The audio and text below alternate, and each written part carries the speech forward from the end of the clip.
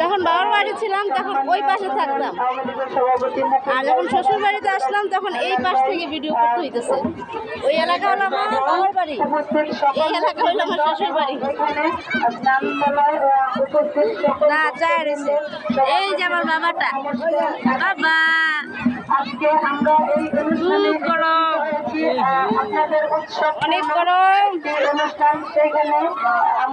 যেখানে আমাদের মাননীয় প্রধানমন্ত্রী বলেছিলেন যে ধর্ম যার যার উৎসব সবার। আজকের এই অনুষ্ঠান বাড়ির ধারাবাহিকতা প্রমাণ করে আপনারা আগামী 8 তারিখে जी और आ गई नी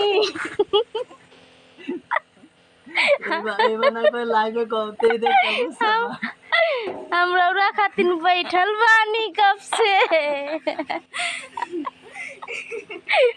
घामा में धान सुखा सुखा सुटकी होकर जाता नहीं।